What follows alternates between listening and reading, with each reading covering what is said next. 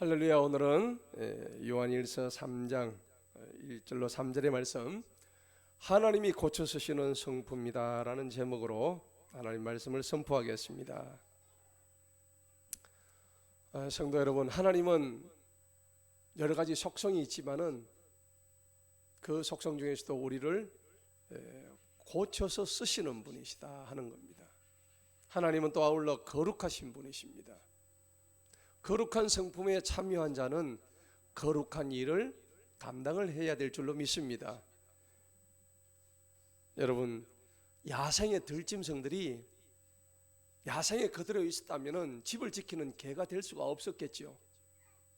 집에서 기르는 가축이라든지 또 온순한 짐승들은 다 야생에 있었지만은 다 하나님께서 우리 인간에게 유용하게 쓰일 수 있도록 가축으로 변모를 시켜놨다는 겁니다. 여러분들 개들을 보면은 개는 천성적으로 주인을 보면 꼬리를 내려요. 아무리 진돗개가 영명해도요, 저기 저 한명이라는 시골에 가니까 어떤 교회에 진돗개를 보니까 주인이 누워 하니까 막 그대로 발랑 누워가지고 꼬리를 싹 감추는데 얼마나 그 개가 이쁜지 알 수가 없어요. 그런데요, 그 개가 산에서 뭐 들짐승이 나타나면은 용맹스럽게 가가지고 물어뜯고 죽이는데 잔인할 정도예요. 하나님이 이렇게 가축일자라도 우리에게 유용하게 쓸 때에는 고쳐서 쓰시는 하나님이십니다. 여러분, 집을 지을 때 보면 그 집을 지을 때 돌덩어리가 울퉁불퉁하면 그 집을 지을 수가 없어요. 그래서 건축하시는 분들이 그 대장장이들의 돌을 다 아주 깨끗하게 다듬어 가지고 규격대로 사이즈별로 정확하게 그 건물의 주춧돌에 놓도록 합니다. 그 모가 난 부분은 정으로 다 쪼아내요. 하나님께서 쓰시고자 하는 그것도 이렇게 성품을 변화시키는데, 우리 인간들도 하물며 집을 짓는 주춧돌 하나도 다 다듬어서 쓰신다는 얘기예요. 우리는 어떤 자가 되어야 되느냐?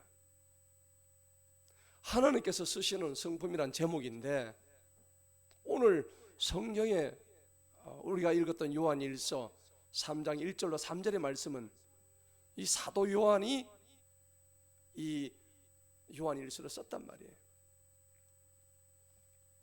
그래서 이 사도 요한이란 존재가 원래 굉장히 성격이 대단했던 사람이에요. 근데 여러분들 신약에 보면은 예수님의 12제자에서 제일 성질이 불같던 사람이 누구였죠? 베드로였잖아요. 요즘 말로 성격이 좀 더러웠던 사람. 네. 여러분, 자기 자신의 성격 아시잖아요. 내 성격은 어떨까? 웃으신 분이 계신데, 저도 웃음이 나와요. 저도 옛날에 한때 성격이 좀 그랬거든요. 그런데 이 성격이란 게, 성품이란 게 어쩔 수가 없어. 타고난 성품이란 게 있어가지고, 이 베드로는요 얼마나 성격이 급하고 그랬는지. 근데 예수님의 12제자 중에서 베드로 못지않게 성격이 아주 그냥 급했던 사람, 불같은 사람이 누구였냐면 바로 오늘 요한이었습니다. 여러분, 요한이라 그러면 보통 우리가 무슨 사도라 그래요? 무슨 사도? 사랑의 사도라 그러죠. 아니, 사랑이 그렇게 넘치는데 이 요한을 성경에서는 처음에 보고 천둥의 아들이라고 그랬어요. 천둥의 아들. 천둥이 치면 우리가 그냥 바바방 치는 거예요. 요한이 원래 그랬던 사람이에요.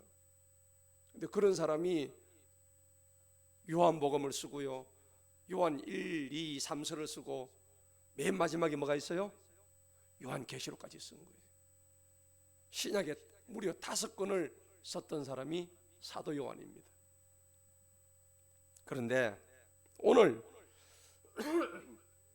이 사도 요한의 얘기가 바로 하나님께서 고쳐서 쓰시기로 작정했던, 원했던 하나님의 귀한 종이었다는 사실입니다. 마가복음 3장 17절에 보면은 한번 보시겠습니다. 마가복음 3장 17절에 보면 이런 말씀이 있습니다. 세베대의 아들 야고보와 야고보의 형제 요한과 주님께서 그들에게 보아너게 곧 천둥의 아들을 되리라는 별명을 주시니라. 아멘. 그랬죠. 이 사도 요한은 자기 아버지가 세베대였어요. 자기 어머니는 이름이 살로메였습니다. 그리고 이 사도 요한은 예수님과는 사촌지간이었어요. 그래서 예수님과 굉장히 가까운 연대. 이 요한을 주님이 천둥의 아들이다 이렇게까지 별명을 지어주니까 성격이 얼마나 급했다는 것을 우리가 알 수가 있습니다. 이 사도 요한의 원래 직업이 뭐였냐면은 고기 잡는 어부였습니다. 그래서 베드로와 안드레처럼 사람을 낚는 어부로 변신하기까지는 이 사람은 바닷가에서 고기를 잡는 사람인데, 여러분도 아시다시피 어부가 굉장히 거칠잖아요. 다혈질입니다. 예. 그런데 남에게 지지 않으려고 하는 경쟁심이 많았던 사람이에요. 그런데 예수님이 나를 따르라 그랬을 때 이 거물을 버려두고 자기 아버지 엄마를 버려두고 자기 형 야고보와 함께 예수님을 따라 났습니다. 그런데 예수님께서 이 요한을 가지고 별명을 붙여주시는데 너는 천둥의 아들이다 이렇게 별명 붙여주시죠. 오늘 마가복음 3장 17절에 그 말씀입니다. 그러다가 이 요한은 나중에 자기 어머니 살로메를 꼬드겨 가지고 나중에 주님이 왕국에 재림할 때 오른편에는 자기 형님 야고보를, 왼편에는 자기 요한을 앉게 해주세요 하고 어머니를 통해 가지고 그렇게 예수님한테 부탁하는 장면이 나와요. 마태복음 20장을 한번 보십시다. 참 재미있어요. 마태복음 20장 21절에 보니까 주님께서 그녀에게 말씀하시기를 네가 무엇을 원하느냐. 이게 요한의 어머니 보고 하는 얘기입니다. 살로메입니다. 그러니까 그녀가 그분께 말씀드리기를 나의 이 두 아들들을 주님의 왕국에서 하나는 주님의 오른편에 다른 하나는 주님의 왼편에 앉게 해주소서라고 했단 말이에요. 여러분, 어머니니까 충분히 그렇게 할 수 있겠죠. 여러분 생각해 보세요. 대통령의 참모가 되면, 대통령이 선거운동을 하면, 대통령이 되면은 그 선거운동 했던 사람은 나중에 뭐가 돼요? 한 자리 해먹잖아요. 주님이 나중에 왕국에 계실 때에 이 살로메는 자기 두 아들을 주님의 왼편과 오른편에 앉게 해줄 욕심으로 오늘 이 요청을 주님한테 하고 있는 장면이에요. 무슨 좋은 자리를 이제 주님을 따라다니시니까 대가를 바라고 있는 이런 장면을 우리가 알 수가 있다는 겁니다. 그러니까 주님께서 이 살로메 보고 이제 얘기를 합니다. 요한의 어머니 보고요. 그게 오늘 마태복음 20장 26절 보십시다. 너희 중에 그렇지 않은 너희 중에 누구든지 크게 되고자 하는 자는 너희의 섬기는 자가 되라. 천국은 대접받는 자리가 아니다. 여러분, 예수님은 그렇게 대접을 요구했던 요한의 어머니에게 오늘 이런 말씀하셨어요. 너희가 어뜸이 되고자 하는 자는 남을 먼저 섬겨야 된다. 그렇게 얘기를 했다는 거예요. 이번에도 보니까 제주도에서 여러 사람들이 봉사를 했습니다. 한 100명이 오게 되니까 많은 사람들을 케어를 해야 되잖아요. 어떤 팀은 밥을 해야 되고, 어떤 팀은 설거지를 해야 되고, 또 어떤 사람은 차를 실어다 날라야 되고, 또 어떤 사람은 청소를 해야 되고, 또 어떤 팀은 물질을 또 이렇게 공급을 해야 되고, 또 어떤 팀은 통역을 해야 되고, 교육을 해야 되고, 안내를 해야 되고, 많은 사람들이, 또 우리 반주까지 해야 되고, 많은 분들이 하나님을 일을 갖다가 하는데 그렇게 섬겼단 말이에요. 각자의 자리에서. 그런데 하다 보면 은연중에 내가 이렇게 드러나기를 바라는 사람들이 있더라고요. 근데 그건 하나님이 그렇게 기뻐하지 않는 것 같아요. 여러분, 봉사를 할 때는 가능하면 오른손이 하는 것을 왼손이 모르게 하라, 그런 하나님 말씀이 있습니다. 그래서 우리가 교회 내에도 그래요. 봉사를 할 때 남의 눈에 띄게 하는 사람이 있는가 하면은 남이 보든 안 보든 관계없이 일부러 남이 없을 때 와서 교회 와가지고 청소하는 분이 계셔요. 우리 교회도 그런 분이 있더라고요. 오늘 두 손 들어 축복합니다. 보든 안 보든 와가지고 청소하고 와서 기도하고, 그런 분들 정말 축복합니다. 그런데 오늘 이 살로메는, 요한의 어머니 살로메는 자기 두 아들을 갖다가 이렇게 나중에 천국 갔을 때 주님 왼편과 오른편에 앉게 해달라고 막 그렇게 얘기하는데, 이게 누가 했냐면 실제로는 요한이 자기 어머니를 꼬드겨 가지고 했단 말이에요. 지네 엄마가 그래 했겠어요. 엄마, 우리 주님한테 빨리 그래 좀 부탁을 좀 해줘, 그렇게 얘기를 했단 말이에요. 요한은 지금 착각하고 있었던 거예요. 예수님이 오시니까 로마 제국에 큰 어떤 무슨 벼슬자리 하나 얻을 줄로 생각하고 그랬단 말이에요. 잘못된 거죠. 예수님은요, 이 땅을 지배하러 오신 분이 아니에요. 이 땅을 지도하시기 위해서 오신 분이에요. 우리 위해서 군림하시기 위해서 오신 분이 아니에요. 예수님이 그냥 마냥 우리를 지배하기 위해서 오셨다면은 무엇 때문에 십자가 위에서 돌아가셨겠습니까? 죽음을 택해서, 그리고 가장 비천한 모습으로 이 땅에 오셨겠습니까? 예수님은 지배자로 오신 게 아니라 우리에게 헌신하기 위해서, 섬기기 위해서, 하나님의 말씀에 순종하기 위해서 오신 지도자였던 것입니다. 그게 바로 섬김의 지도자의 모습인 것입니다. 여러분, 어느 자리에서나 섬김의 지도자가 되기를 간절히 축원합니다. 그게 바로 겸손의 자리입니다. 그리고 요한은요, 성품이 매우 불같지, 그리고 거칠었습니다. 누가복음 9장을 한번 보시겠습니다. 누가복음 9장에 보면 사마리아 땅에 들어가는 예수님이 요한 때문에 또 사단이 나는 장면이 있습니다. 누가복음 9장 54절입니다. 54절을 보니까 주님의 제자 야고보와 요한이 이것을 보고 말씀드리기를, 주님, 엘리야가 행한 것 같이 우리가 불에게 명령하여 하늘에서 내려와 그들을 불살라 버리기를 원하시나이까. 와, 무섭죠? 요한의 성품이 얼마나 거칠고 불같았으면 사마리아 지방을 하나님께서 불살라 버리기를 원한다, 막 그렇게 얘기하는 거예요. 여러분, 이번에 속초 지방이 막 산불이 나가지고 다 타버렸잖아요. 너무 안 됐더라고요. 진짜 우리가 뭐 말로만 그러지 말고 조금이라도 성금이라도 보냈으면 하는 그런 마음이 들더라고요. 만약에 내가 우리 살던 집이 홀랑 타버리면 어떻게 할까? 그래서 오늘 보니까는 인터넷 뉴스에 보니까 유명한 연예인들이 뭐 1,000만 원도 내놓고 5천만 원도 내놓고 그렇게 하는 거 보니까 참 좋은 일을 하는 거구나. 유명한 사람이 되면 돈도 많이 있어야 되구나. 그 많은 돈을 갖다가 저렇게 남을 위해서 돕는 마음을 또 가지고 있어야 되구나 하는 걸 느꼈어요.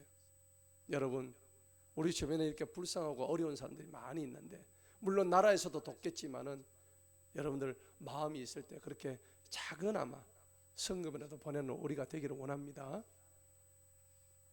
그런데 오늘 이 요한은 굉장히 성품이 거칠고 불같아 가지고 이 주님의 제자 야고보는 이것을 보고 말씀드리기를, 엘리야가 불로 그냥 완전히 살라버리더라는 거예요. 우리에게 불의 명령, 불병거가 내려왔듯이 그들을 불살라버리소서, 이렇게까지 얘기를 하고 있단 말이에요. 이게 하여튼 타고난 성품인 것 같아요. 여러분, 타고난 성품은요 쉽게 고쳐지지가 않아요.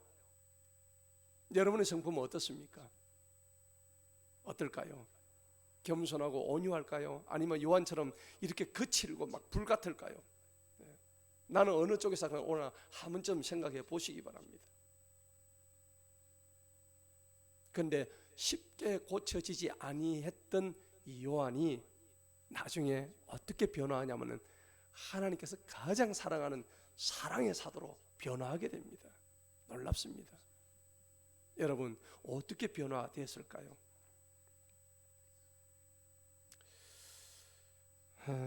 요한복음 19장을 한번 보십시다. 요한복음 19장에 보니까 예수님이 마지막 십자가에 못 박히셨을 때 이 사도 요한에게 부탁을 합니다. 여러분 잘 아시죠? 어떤 부탁이었을까요?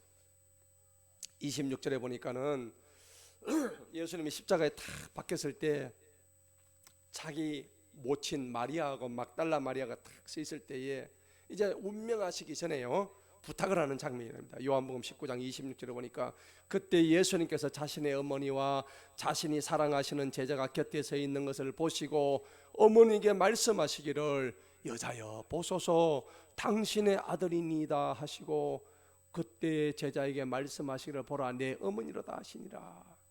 이게 누구한테 한 말이에요? 요한에게 했던 말이에요. 지금 사도 요한은 마리아에게는 친형제들이 있었어요. 그렇죠? 마리아가 예수님만 놓은 게 아니고 그 뒤에 예수님 뒤에 동생들을 또 낳았단 말이에요. 그러면은 예수님이 돌아가시면 누가 그 마리아를 돌봐야 돼요? 자기 친형제들을 돌봐야죠. 그런데 친형제는 놔두고 사촌인 사도 요한을 불러가지고 요한아 저분이 네 어머니다. 오늘부터 나는 이제 죽으니까 네가 돌봐라. 그런 거예요. 어떻게 이런 일이 가능했을까요? 그만큼 자신의 온전한 사랑의 대상이었던 어머니를 가장 믿고 맡길 수 있는 자기의 사도 제자 요한에게 맡길 수 있었다는 겁니다. 그래서 이 요한이 이 마리아가 90세에 죽습니다. 아주 천수를 누리죠. 그렇게 하는데 자기 집에서 25년을 모시게 됩니다. 마리아를. 그래서 잘 모시다가 부모를 잘 이렇게 복양합니다. 예수님의 그 유언을 그대로 받아들이는 거죠. 그런데 원래는 사도 요한은 그랬던 사람이 아닙니다. 사도 요한은 여러분들 우리 요한복음 1장에 보면 세례 요한 나오잖아요. 세례 요한이 광야에서 외치는 자의 소리를 하는데 그때의 세례 요한의 제자가 사도 요한이었었어요. 이름은 같지만은 사람은 다릅니다.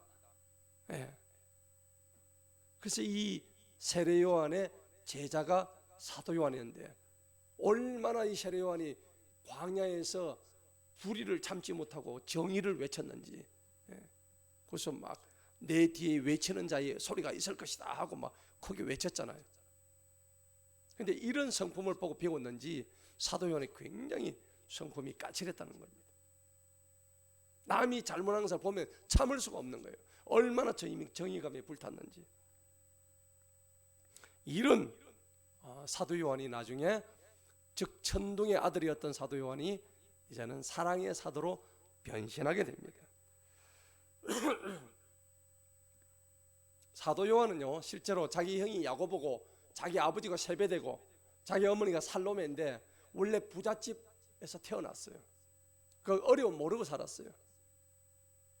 이 사람을 수발할 수 있는 사람이 아니었습니다.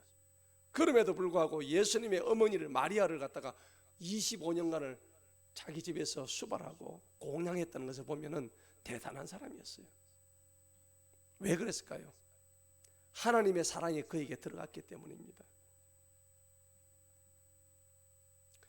오늘 요한을 통해서 본 하나님께서 고쳐 쓰시는 하나님의 성품, 이거는 비밀이 있습니다. 오늘 그 첫째가 뭘까요? 첫째는 자기를 정확하게 아는 것입니다. 왜 이렇게 되냐면 오늘 읽었던 우리가 마가복음 3장 17절에 보면은 너는 천둥의 아들이라고 얘기했던 그런 부분을 보면은 예수님께서 왜 요한에게 그런 별명을 갖다 지어주셨을까요? 여러분 기왕이면 좋은 별명 좀 주시지. 천둥의 아들 그렇게 썩 좋아 보이진 않잖아요.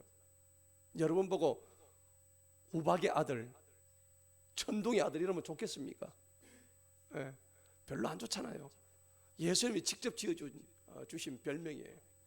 근데 왜 그런 별명을 지어주셨냐면은 사도 요한 보고 평생 니는 그런 별명을 가지고 살아야 되니까 네 자신을 돌아보란 얘기입니다. 여러분 오늘 여러분들의 성품을 누구보다 자기 자신을 잘 알고 있습니다. 그렇기 때문에 여러분들은 자기 자신의 성품을 잘 알아야만이에요. 내가 사도 요한처럼 성급하면 손해보는 일이 없을 줄로 믿습니다. 여러분, 성급하면요 얼마나 손해보는 일이 많은지 몰라요. 그래서 우리가 성경에도 보면은 성령의 9가지 열매 중에서 네 번째가 인내잖아요. 인내. 오래 참을 줄 알아야 되는 거예요. 근데 대개는 오래 참지 못해요. 실정을 내고 그 다음에 그 약속을 갖다가 받아내지를 못하고 조금 하다가 막 지쳐가지고 조금 하다가 막 이렇게 막 견디지를 못하고 그 인내를 못하기 때문에 우리 인생이 늘 피곤한 거예요. 특별히 이스라엘 백성들은 하나님의 구원의 약속을 끝까지 받아내지를 못했어요. 도중에 전부 다 탈락해버린 거예요. 그래서 그들은 구원받지 못하고 가나안에 입성하지 못한 거예요. 안타까운 일이죠. 여러분, 천국 가는 여정이 얼마나 멀고 멀까요? 그래서 천국 가는 여정은 굉장히 길이 넓지를 못해요. 아주 협착하고 좁고 거칩니다. 그런데 그렇게 들어가는 그 길을 여러분들이 인내로서 가야 되는데, 오늘 사도 요한은 성급한 자기 자신의 성정을 이렇게 하나님께서, 주님께서 천둥의 아들이라는 별명을 지어줄 정도로 자기 자신을 돌아보았다는 겁니다. 오늘 이 시간에 여러분 첫째로 하실 일이 자기 자신을 한번 돌아보시는 일이 되기를 간절히 축원합니다.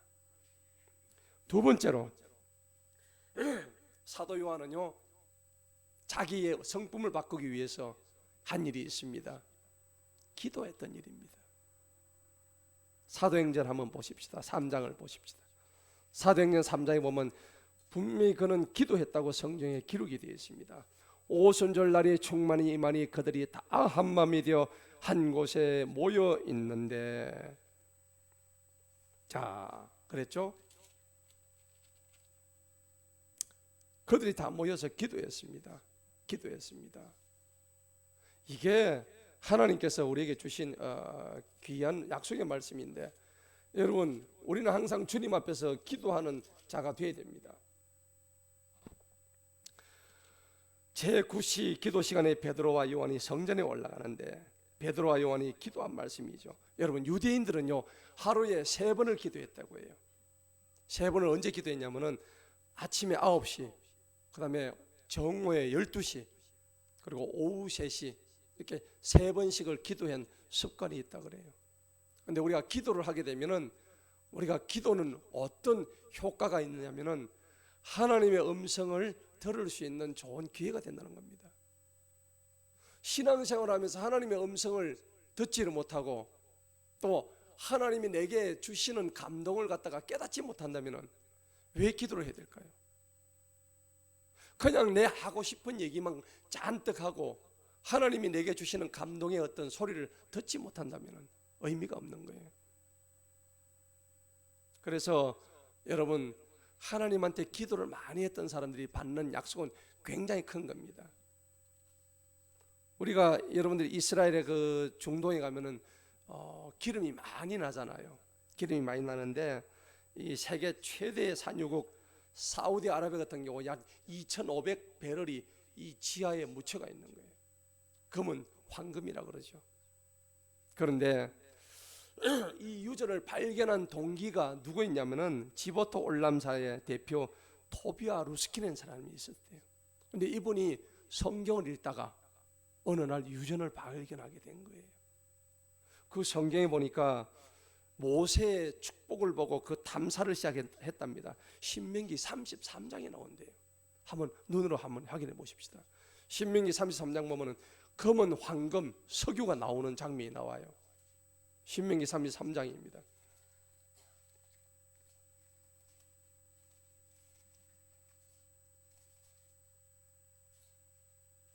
신명기 33장 18절을 보십시다.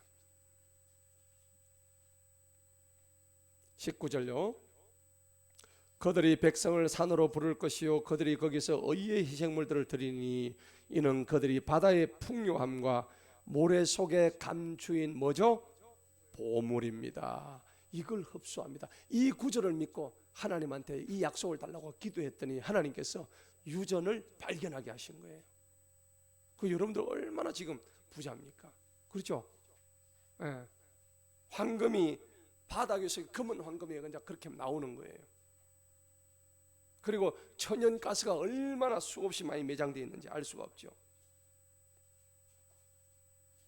그 다음에 24절 보십시다. 거기 24절에 보니까는 아셀에 관하여 그가 말하기를 아셀은 자손과 더불어 복을 받으며 그의 형제들이 기쁨이 되어 그의 발은 어디 속에 잠겨요? 기름 속에 잠기는 거예요. 발이 기름 속에 잠긴다고 합니다. 이 구절을 잡고 그분이 그렇게 기도를 했대요. 하니까 하나님께서 유전을 발견하게 해주셨대요. 여러분, 이와 같이 사도 요한은 기도를 통해서 하나님의 약속이 뭔지를 깨달았다는 거예요. 기도의 사람이었습니다. 특히 그는 침례 요한의 제자였기 때문에 침례 요한은 광야에서 석청을 먹고 가족들을 두르고 광야에서 외치면서 기도했던 사람입니다. 그것을 보고 자랐던 사람이에요. 그래서 그런지 요한은 기도하는 사람이었습니다. 성도 여러분, 우리 모두 기도에 전념하시길 바랍니다. 그리고 세 번째가 있습니다. 요한이 성품을 변화시켰던 것은 예수님을 날마다 가까이 하고자 하는 자기의 노력 때문이었습니다. 요한복음 13장을 한번 보시겠습니다. 요한복음 13장에 보면은 하나님의 말씀이 있습니다. 어떻게 했냐니까 예수님 품에 늘 안겼대요. 다 큰 어른이. 근데 사실 예수님의 12제자 제일 나이 어린 사람이 요한이었거든요. 10대 후반이었어요. 얼마 안 됐어요, 나이가. 20대 초반 아니면 10대 후반이었대요. 그러니까 예수님 품 안에 늘 이렇게 안겨 있었대요. 예수님이 그때 연세가 어떻게 됐어요? 31살에서 돌아가시기 전에 33살까지 왔다 갔다 했단 말이에요. 그때에 요한이 예수님보다 한 10살 아래니까 늘 예수님 품에 안겨 있었대요. 하여튼 대단한 사람이에요. 13장 23절을 보십시다. 안겨 있는 장면이 나와요. 다 같이 읽어보겠습니다. 이제 예수님께서 사랑하시던 제자 중 하나가 예수님의 어디에? 품에 기대어 있더라. 여러분, 지금은 여러분들이 예수님의 품에 안길래 안길 수 없죠? 예수님이 안 계시니까. 지금 저 천국에 계시잖아요. 그런데 이 당시에는 예수님이 바로 눈에 보였단 말이에요. 그럴 정도로 이 사도 요한은 예수님의 12제자 중에 유일하게 요한만 그렇게 했어요. 딴 사람은 안 그렇게 했어요. 지금 생각하면 남자가 남자끼리 이상하네 할 정도로 그렇게 했단 말이에요. 예수님 품에 안길 정도로. 자, 이거는 뭘 얘기하느냐면은 우리가 일상생활에서 예수님의 품에 안길 정도로 그 정도로 친밀감을 가지고 있어야 되는 거예요. 그러면은 지금은 예수님이 눈에 보이지 않는 시기에 우리가 예수님 품에 안기는 행동이 어떤 걸까요? 다른 거 없습니다. 날마다 예수님을 사모하고 예수님의 자리, 예배의 자리를 지키는 거예요. 오늘 이곳에 주님이 와 계신 줄로 믿습니다. 여러분들이 예수님 품에 안기는 건 딴 거 아니에요. 날마다 예배를 사모하고 그 예배 속에서 주님을 갈구하는 그 마음이 중요하다는 겁니다. 그리고 오늘 네 번째입니다. 네 번째는 오순절의 체험이 가장 큰 이유였습니다. 여러분, 오늘 우리 오후 설교를 사순절이 무엇인가에 대해서 제가 말씀을 드릴 건데, 성경에 사순절이 있습니까? 오순절이 있습니까? 네? 오순절이 있죠. 사순절은 있습니까? 없습니까? 없습니다. 자, 오순절을 한번 찾아보겠습니다. 사도행전 2장입니다. 눈으로 봐야죠. 우리는 성경에 있는 것만 가지고 얘기해야 됩니다. 사도행전 2장 1절입니다. 다 같이 읽어봅니다. 오순절 날이 충만히 임하니 그들이 다 한마음이 되어 한 곳에 모여 있는데 갑자기 하늘로부터 급하고 강한 바람 소리가 나더니 그들이 앉아있던 온 집안을 가득 채우며 또 거기에 불의 혀같이 갈라진 혀들이 그들에게 나타나 각 사람 위에 내려와 앉더니 4절 다 같이 읽습니다. 그들이 다 성령님으로 충만하여 성령님께서 말하게 하신 대로 다른 언어들로 말하기 시작하니라. 아멘. 여러분, 오순절 날이 뭐냐니까 예수님께서 십자가에 못 박히고 돌아가시고 부활하고 난 이후로부터 50일째 되는 날, 그날 뭐가 왔다고요? 성령이 그들에게 강림했단 말이에요. 한순을 열흘이라고 하거든요. 5순이니까 며칠요? 50이 되는 거야. 한순이 열흘이니까, 한순이 열흘이니까 5순이니까 50일이 되는 거예요.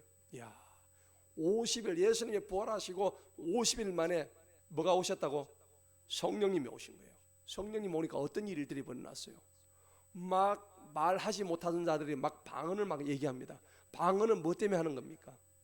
이방에 가가지고 복음을 전파할 때 말이 안 통하는데 어떻게 예수님을 증거해요? 지금이야 성경이 번역대가 다 있지만 그 당시에는 성경이 번역되기 이전인데 어떻게 하나님의 복음을 증거할 수 있을까요? 그래가지고 그 당시에는 이 나라 갔다가 저 나라 갔다 가야 되는데 하나님의 복음을 들고 막 가는데 그 나라 사람하고 얘기를 하는 거예요. 그런데 얘기가 안 통하잖아요. 오늘 거기 뭐라 그래요? 다른 언어들로 말하기 시작했댔죠. 방언은 원래 그렇게 해서 나온 거예요. 제가 처음 방언을 받았을 때 저는 이상하게 중국말을 하게 됐어요. 제 방언을 지켜본 선교사님이 아유 중국말을 하시네요 그러더라고요. 지금은 그 방언을 다 잊어버렸어요. 그런데 그 당시에는 그렇게 했단 말이에요. 왜 방언이 필요하냐니까 그런 이유 때문에 성령이 충만하면 하나님 복음을 증거하기 위해서 하는데 오늘 이 사도 요한은 오순절의 강력한 성령 강림의 체험이 그에게 왔기 때문에 그것을 자기가 받아가지고 뭘 하려고? 복음을 전파하려고. 그래서 사도 요한은 누구보다 복음 전파에 앞장섰던 사람이에요. 여러분 오늘 이 자리에 사도 요한이 그렇게 갈구했고 그렇게 받기를 원했던 오순절의 성령 강림이 충만하기를 간절히 소망합니다. 오늘 여러분들 똑같이. 그래서 사도 요한은 그의 성품이 오순절의 성령 강림 사건을 통해서 그의 성품이 변화할 수 있다는 거예요. 성령 강림이 오게 되면은 갈라디아서 5장 22절의 말씀처럼 성령의 9가지 열매가 동시에 주르륵 다 오게 되는 겁니다. 성령의 9가지 열매가 뭐예요? 사랑과 희락과 화평과 인내와 자비와 양성과 충성과 온유와 절제가 되죠. 이 9가지 열매가 그냥 포도송이처럼 주렁주렁 열리게 되는 거예요. 여러분 성령 받으시면은 이 9가지 열매가 여러분들 삶에 주렁주렁 열릴 줄로 믿습니다. 그렇게 돼야 되는 거예요. 복음이 전파되려 그러면은 하나님의 아름다운 성령이 여러분들에게 충만할 때 복음이 전파되는 거예요. 복음 전파가 그냥 되는 게 아니라는 얘기입니다. 오순절 성령 강림이 있고 난 이후부터 전 세계로 복음이 전파됐다는 사실을 우리가 기억할 때에 사도 요한도 요한계시록을 쓸 때 요한복음을 쓸 때 이 오순절 마가의 다락방에서 베드로와 요한과 야고보가 세 사람이 있어 거기서 성령의 강력한 충만을 받고 그들이 전 세계로 하나님 복음을 증거했다는 사실을 우리는 깨달아야 됩니다. 그리고 5번째입니다. 고난의 연단입니다. 사도 요한만큼 고난을 많이 받은 사람은 없습니다. 그런데 예수님의 12제자 중에서 11명은 전부 다 순교 다 당했습니다. 그런데 유일하게 순교 당하지 않은 제자는 사도 요한입니다. 사도 요한은 90세까지 살았어요. 놀랍죠? 도중에 이제 밤모섬에 유배가 들어가는데 그 밤모섬에서 펄펄 끓는 기름에 기름 가마솥에 이 사도 요한을 집어넣습니다. 집어넣는데 하나님께서 털끝 하나 상치 않게 해주셨다는 전성이 있습니다. 성경에 나오지 않지만 그런 얘기가 있습니다. 분명히 사도 요한은 그렇게 해서는 나는 믿어요. 그럴 정도로 하나님만을 섬기면서 달려갔던 사람인데 엄청난 고난을 당했습니다. 예수님의 환난과 그동안 그 예수님의 나라를 위해서 인내하고 참고 동참을 했습니다. 그래서 이 밤모섬에 유배가 돼가지고 매일 했던 일이 뭐냐면 돌을 깨는 작업을 했대요. 근데 그 돌을 깨면서 예수님의 음성을 듣기 시작했대요. 그러면서 너는 내가 지시한 것을 이제 볼 수 있도록 해주겠다 해서 이때 환상으로서 요한계시록의 내용들을 다 이제 경험하게 된 거예요. 그래서 그 밤모섬에서 요한계시록을 다 적습니다. 그리고 진실로 내가 속히 오리라는 예수님의 음성을 직접 듣게 됩니다. 왜?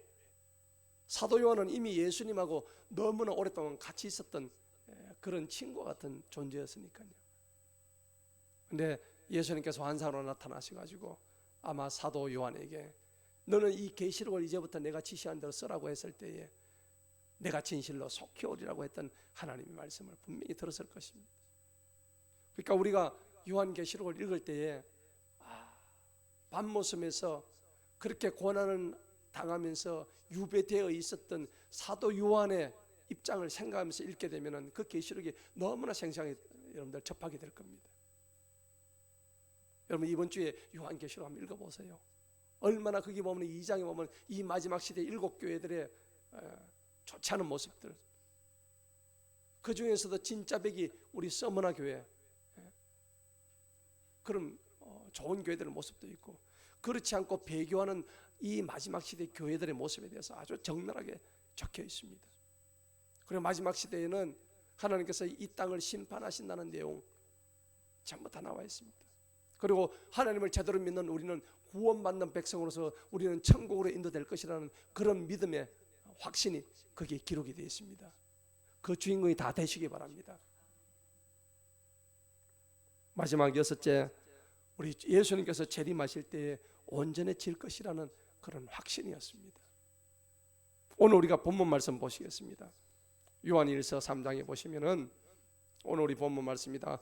보라, 아버지께서 우리에게 어떤 사랑을 베푸시오 우리가 하나님의 아들들이라 불리게 하셨는가. 우리는 사랑을 많이 받다는 얘기입니다. 그러므로 세상이 우리를 알지 못한 것은 세상이 그분을 알지 못하기 때문이다. 2절에 보니까는 사랑하는 자들아 이제 우리는 하나님의 아들들이라 장차 우리가 어떻게 될지는 아직 나타나지 아니하나 주님께서 나타나실 때 우리가 그분과 같게 될 줄을 안다. 이는 우리가 그분을 계신 그대로 볼 것이다. 나중에 여러분들이 이제 천국 들어가시게 되면 예수님의 모습을 있는 그대로 보시게 될 겁니다. 예수님의 손바닥에 난 십자가 못자국도 만지게 될 것이고, 그 도마가 그렇게 의심했던 옆구리의 장자국도 만지게 될 것이고, 우리 눈으로 그렇게 의심했던 그런 분들이 그냥 정말 구름이 한순간에 흩어지듯이 모든 의심들은 사라지고 천국에 대한 모든 소망이 실질적으로 다 이루어지는 날이 올 것입니다. 사랑하는 성도 여러분, 누르기 가로 서만을 갖다가 부풀게 한다고 그랬습니다. 여러분 오늘 우리 안에서 예수님의 생명이 피어날 때에 우리의 잔재는 다 사라지고 우리 속에 예수님의 아름다운 성품이 다 나타납니다. 오늘 사도 요한이 그렇게 불같고 그렇게 거칠었던 천둥의 아들이었던 사도 요한이 예수님의 사랑으로 이렇게 변화되는 모습을 볼 때에 우리도 현재 내가 속한 장소에서 거칠고 모났던 내 모든 성품이 주님의 사랑으로 변화되게 되고, 그리고 내가 성령의 열매 9가지 열매가 주렁주렁 열릴 때에 여러분들을 통해서 오순절 마가의 성령의 강림을 통해서 복음이 전파되었듯이 나를 통해서 왜 사랑의 사도로 하나님께서 고쳐 쓰셨는가, 그 사람을 통해서 하나님의 복음을 전 세계에 전하기 위해서 쓰셨다는 겁니다. 여러분도 마찬가지예요. 나의 성품을 고쳐서 도대체 어디에 쓰시려고 쓰시는 목적이 뭘까? 하나님의 복음을 이방인들에 전하고 여러분들이 복음의 전파에 도구로 쓰임 받기 하기 위해서 여러분들의 성품을 고쳐서 쓰신다는 사실을 분명히 기억하시기 바랍니다.